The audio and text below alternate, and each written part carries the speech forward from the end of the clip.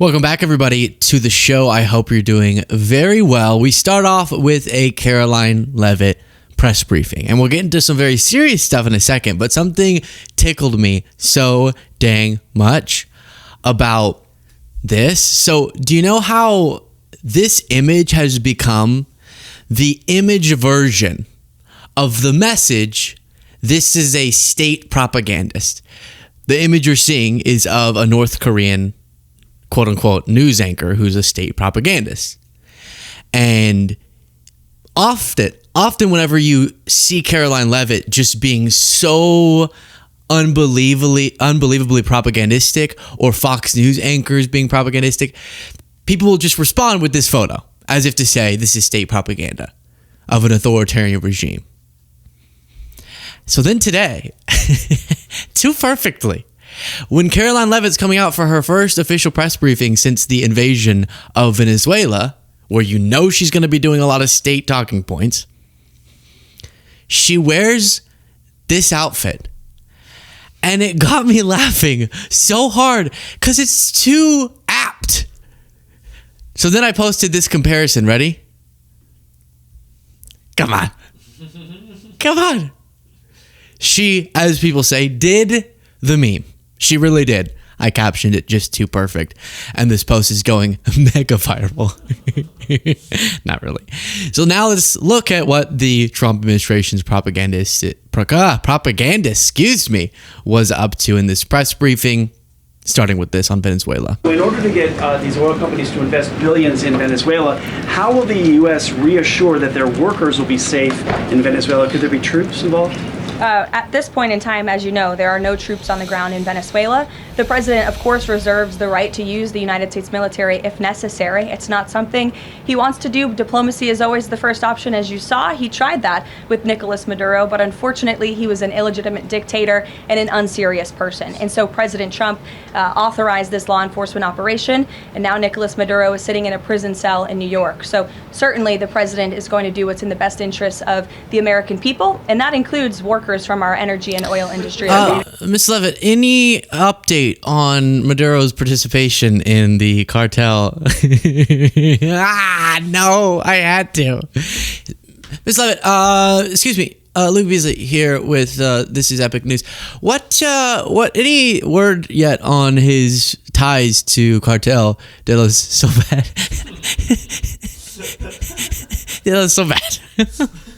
Sorry. Now, this whole operation, war act by Trump without congressional approval stinks of doing something without a plan for what comes next. And you can hear it throughout this press conference when she gets asked questions, and she's like, well, yeah, I mean, we could use the military. We're not, no troops on the ground, but like it's fine if we do, and maybe we'll dictate future elections. And we saw this with Stephen Miller getting asked, you've now removed the leader, but you don't want the opposition leader to be installed. Trump's saying the United States is now running Venezuela, whatever that means. What's the plan here? Because aside from all of the illegality and the dangers and the war of it all, what would be the benefit of removing the head of a regime and leaving his regime, which is what is currently happening? And all of them don't really have answers. To me, this is analogous to, have you ever seen those guys? Maybe I've done this before, where you kind of start the fight with your words, but you're definitely not prepared to do the actual fighting, you know? Someone bumps into you and you're like, hey, bruh, you think you're some macho man? You think you're some macho man? I know like a lot of people who are tough. They're not here, but I know them, so you better watch yourself. And then they step toward you and you're like, whoa, okay. We've both gotten in good shots. Let's just call it there. That's this. This is, let's remove the leader. A law enforcement matter, even though Trump's talking about just seizing the oil and running the country, much more than a quote-unquote law enforcement matter. And we used our military for it, and it was an act of war. And now none of them can express what even is coming next. What's the plan here? Extremely dangerous. And history has taught us things like this do not end well. Then you have this. While you watch it, please do, if you appreciate the show, click the subscribe button. All it takes is a click, as I said, or a tap. You could also describe it. And then you support getting the word out about what we do. But is there a timeline for elections in Venezuela? Is he committed to seeing that this year, for example? You just said the president has answered that question, so I will reiterate what the president has said a few times now to all of you, which is that it's too premature and too early to dictate a timetable for elections in Venezuela right now. First of all, why are we managing that? Second of all, what does that mean? It's too premature? What is going on? What are y'all doing there? What is the plan? No one's laid out. Here's what the plan is. Unbelievable.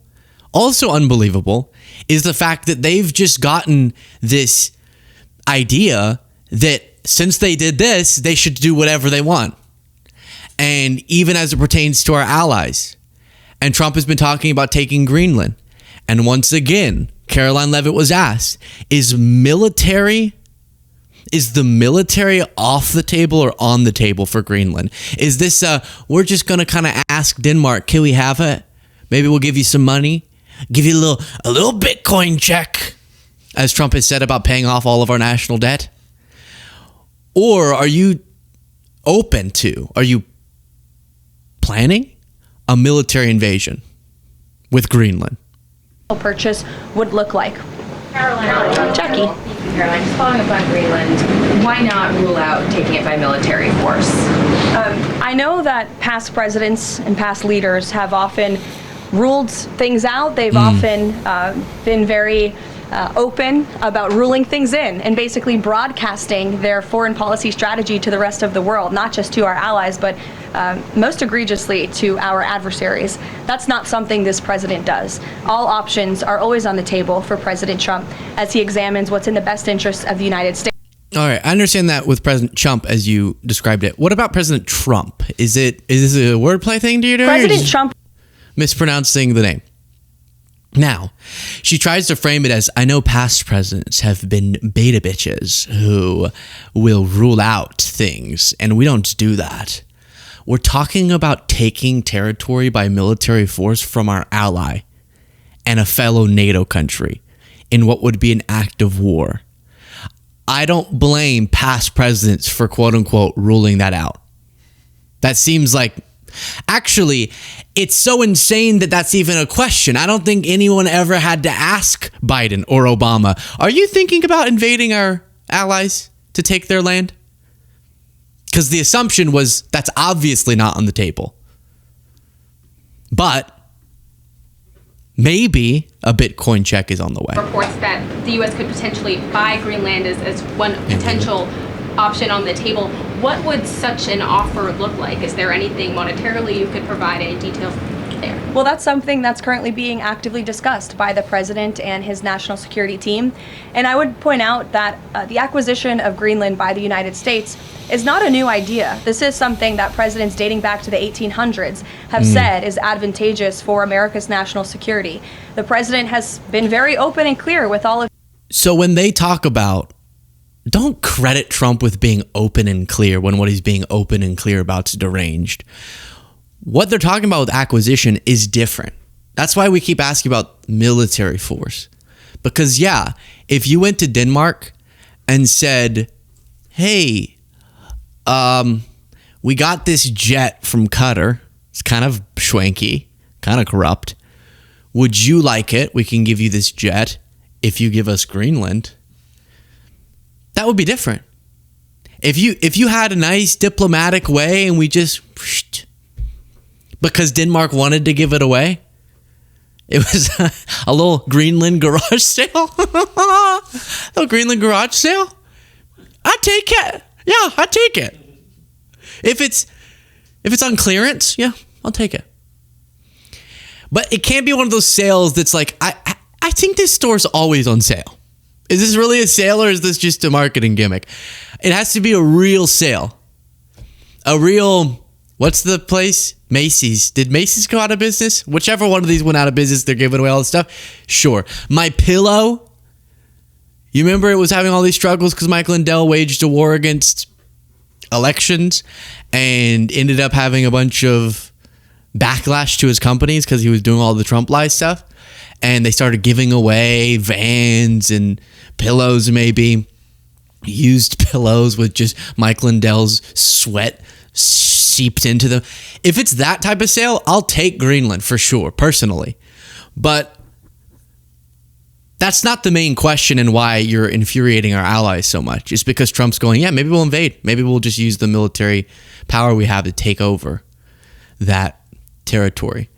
Then she had a little bit of a Freudian slip. Authorities in Venezuela right now, and the president has made it very clear that this is a country within the United States, the Western Hemisphere, close by the United States. Oops.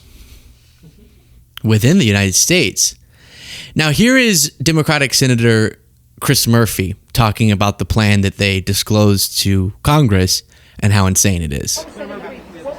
I mean, this is an insane plan. They are talking about stealing the Venezuelan oil at gunpoint for a period of time undefined as leverage to micromanage the country. I mean, the scope and insanity of that plan is absolutely stunning. So we learned a lot. I'm glad we had the briefing, but this is going to be a very, very rough ride for the United States. Yeah, I mean, that sounds accurate to me. Whereas House Majority Leader Mike Johnson is saying, whoa, relax, bruh, relax. Take a load off. We're just going to take this one day at a time.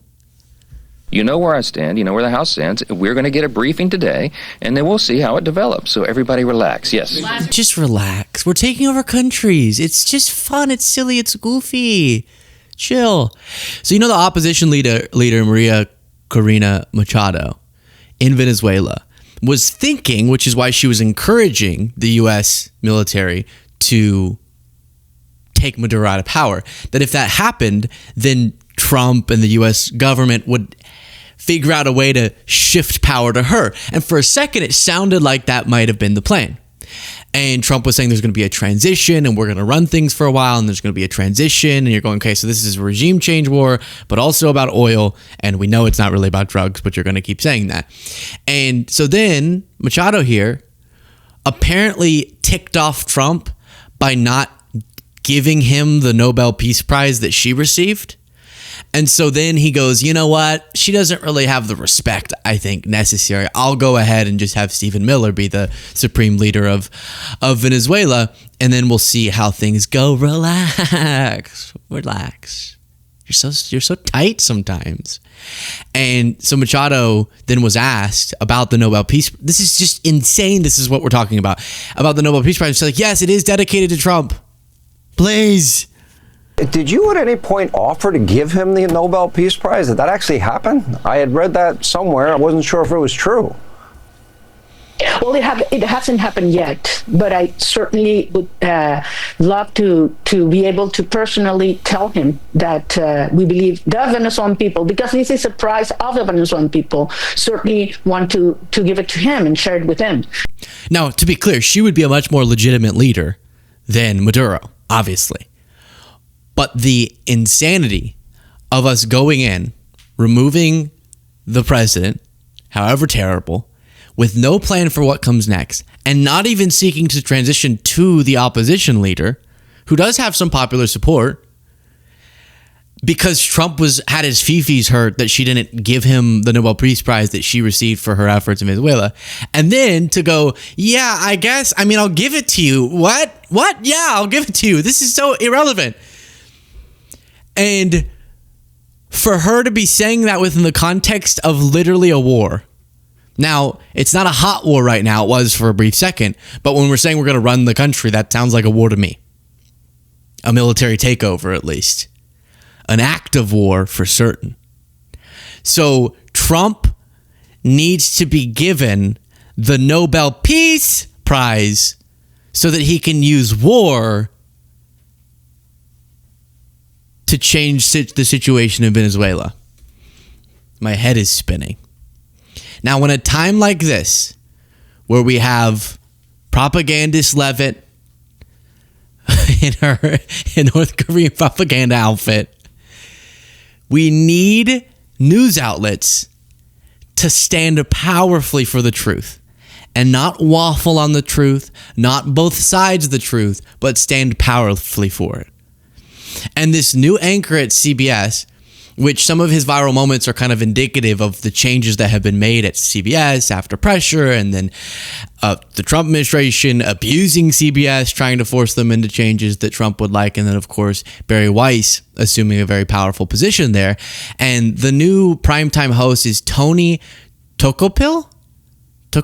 I think I might be mispronouncing that, but Tony is one of the new hosts. He's already gone viral for his first night at CBS, kind of botching some things on the technical front. Now, his second night of this big rollout of his new show, he had insane both sidesism that just distorts the truth. Let me show you a couple examples. Also tonight, 5 years after the January 6th attack, a group of pardoned defendants marched through Washington. President Trump today accused Democrats of failing to prevent the attack on the Capitol, while House Democratic leader Hakeem Jeffries accused the president of, quote, whitewashing it. Some people say the moon landing was faked, and some people say it was real. Who's to say? Not me. I'm just a objective news anchor. So that's kind of weird. Not just the framing of that. Similar to that, I told you yesterday, the framing of the Mark Kelly story was like, Hegseth says he's a despicable loser traitor. Kelly says no. Next story. What? That's it? That's the whole... Hey, what about debunking... Maybe this happened later in the show, but that clip felt representative of something. Trump says that January 6th was really a Fedsurrection and Pelosi is to blame. Hakeem Jeffries says, bad boy. You can make up your mind of which one of those is more accurate. It just does sound like you're both siding it. Even though, yes, you want quotes from either. The way you frame that, and then you might go, all right, you're making a lot out of nothing. All right, well, here in the middle of Marco Rubio leading what I guess he's the one running. Someone's running Venezuela. Not really, but they say they are. That's what all this is for. Here is a special little Marco Rubio moment from Tony saying, Marco Rubio, man, that guy has done a lot of good jobs. This is what's relevant right now. Interesting. Let's listen. Only in America, the many lives and many jobs of Marco Rubio, the son of Cuban immigrants and a former Florida senator. He's now the face of U.S. foreign policy and President Trump's point man on Venezuela, all in addition to his roles as Secretary of State, interim national security advisor, and acting national archivist and USAID chief. Whatever you think of his politics, you got to admit it's an impressive resume. And now AI memes have added to that portfolio, casting Secretary Rubio as the new governor of Minnesota, the new Shah of Iran, the prime minister of Greenland, the new manager of Manchester United, the head of Hilton Hotels, and highest of high honors of all, the new Michelin man. Now, back in real life, of course, these memes may not add up to much, but for Rubio's hometown fans, which are many around here in Miami, it is a sign of how Florida, once an American punchline, has become a leader on the world stage. Marco Rubio, we salute you. You're the ultimate Florida man. What? You would think that's AI making fun of the changes being made at CBS to be way too Trump grovelly. Gargly, even. What's that new soundbite we have? Remind me of that new soundbite. Yeah. Oh, I forgot it. That's crazy. So, we salute you, Marco Rubio? Do you know what's happening right now, right? We salute you, he says. Listen to that. CBS. Iconic outlet. Stage. Marco Rubio, we salute you. You're the ultimate Florida man. We salute you. This is weird. This is really weird. And of course, the Trump rapid response Only account in America posts this clip and is like, we love Rubio. Woo! Oof. Now, this moment also went viral. I'm not hating on this. It's just sweeter, but It is kind of funny. MAGA-coded CBS anchor mocked for bizarre crying segment. Let's see. We don't want to judge any crying. I'm just showing you what's trending. You said this is your favorite place in the world. Why? Why South Florida and Miami? Hey, so wait, quick note. We just started a war. We just took over a country. We're talking about taking territory from our ally through military. By the way, from the candidate who said he was going to be the president of peace and wasn't going to start any regime change wars. Literally. And that's what's happening. With all love to Tony, don't really care. Don't really care about your roots to South Florida. Sorry. Well, it makes me emotional. It's so funny. I didn't think it would catch it.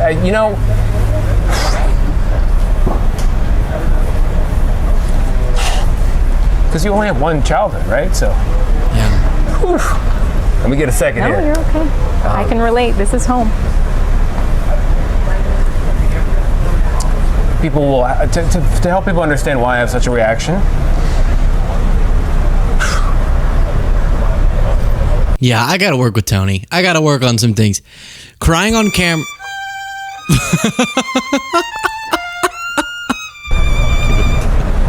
No, play it. Florida's where I grew up. We didn't get a lot of sleep. So. No, it's okay. Yeah, my grandmother's here. And my Okay. So, you gotta think of crying on camera is not the same as crying normally. So it's still great. Expressing emotions, especially as a man, is good. I love it. Do it. It does feel weird in this context, given what this moment is, and that you just saluted Marco Rubio, like Trump saluting random inanimate objects as he does. But there's also something that you're aware of when you're crying when cameras are on, and thus you should work on how you do it. And just going over and over is not how you do it. People will, to help people understand why I have such a reaction.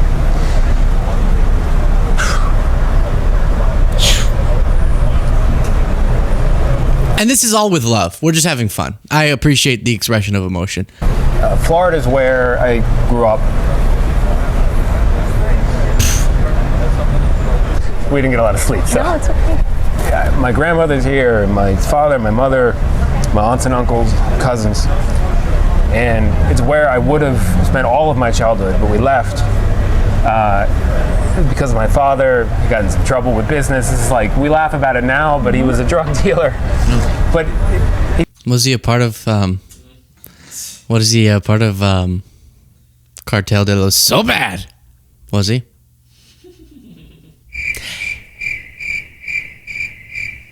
Okay, Cole.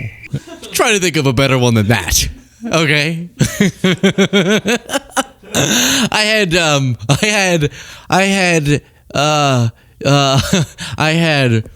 No, I'm blanking on his name. Fine, I'll say someone else. I had Tom Segura calling me. Like, how did you think of that? I've never thought of something with such a punchline as Taylor So Bad.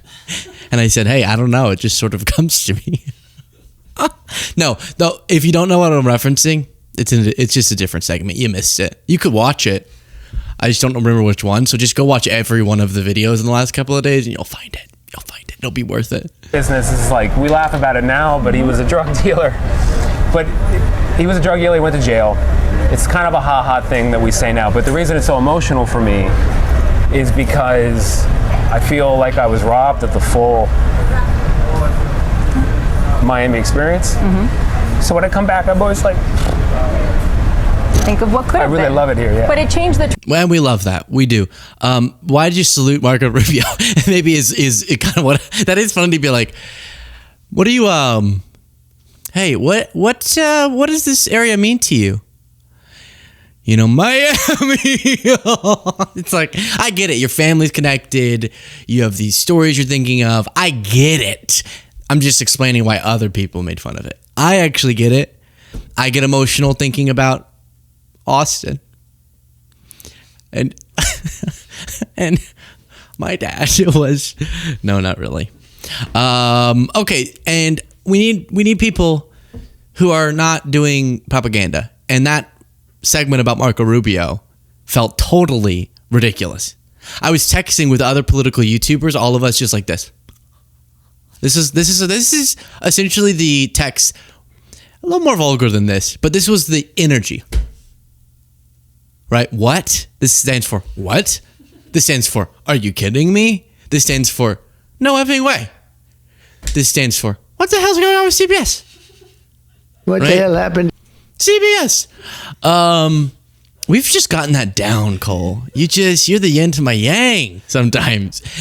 And then Stephen Ratner says in 2025, the GOP decided to push millions of people off of Medicaid and Obamacare. 7 out of 10 of the worst states that were impacted voted for Trump. So frequently, you can see the numbers there. Florida is one of them. And love.